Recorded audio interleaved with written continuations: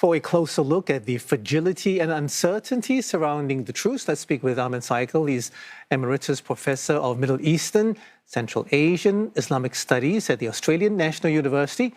He's also adjunct senior research fellow at the S. Rajaratnam School of International Studies at NTU. Professor, good to see you again. Let's talk about the uncertainty. I mean, what's causing all these problems? Is it just down to one, or are we looking at a whole host of issues? Well, the ceasefire are very fragile, but it is really taken place on the basis of President Trump saying that the United States has received the 10-point peace plan or proposal from Iran, and one of the key elements of that proposal is that there should be a ceasefire right across the board, and that definitely includes Lebanon. And Pakistani Prime Minister had assured the Iranian side that that was really the case.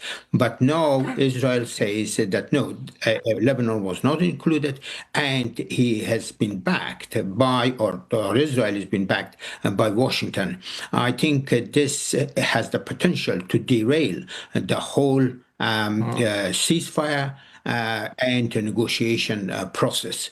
Prime Minister Netanyahu has been determined over a long period of time not only to destroy the Iranian Islamic regime, but also to make sure that Iran does not have the capability to act as a credible actor in the region. And I think he's still really dreaming of the greater of Israel. He wants to occupy southern Lebanon. He wants to really go up to Litani River, and he wants to remain in the occupation of territories and on the Syrian side of the Golan Heights. And of course, he is determined to go ahead with annexation of the West Bank and possibly Gaza. I think it is Prime Minister Netanyahu and his extremist supporters who are at the moment very unhinged, but President Trump has a lot of leverage that it can exercise in order to bring Prime Minister Netanyahu and his government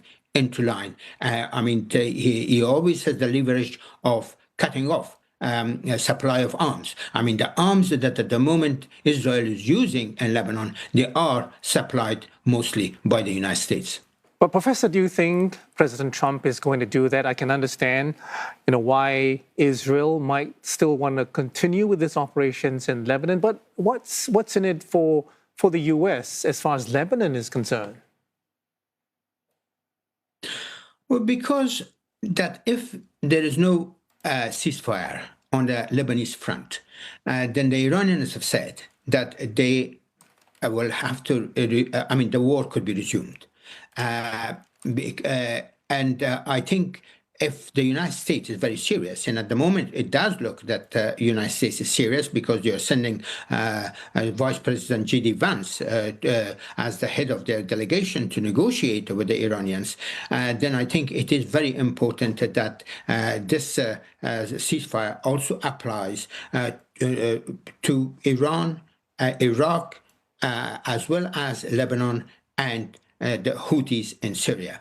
But this is something that I don't think Prime Minister Netanyahu agrees, and President Trump is coming under a lot of pressure from Prime Minister Netanyahu and as well as the pro-Israeli lobby in the United States. And of course, there are a number of advisors of President Trump who are very, very strong supporters of Israel. And I think President Trump at the moment is basically really caught between how to really ensure that the ceasefire remains intact and just negotiations start with expectation of reaching a viable final settlement, and at the same time really catering for the needs of Netanyahu under enormous pressure.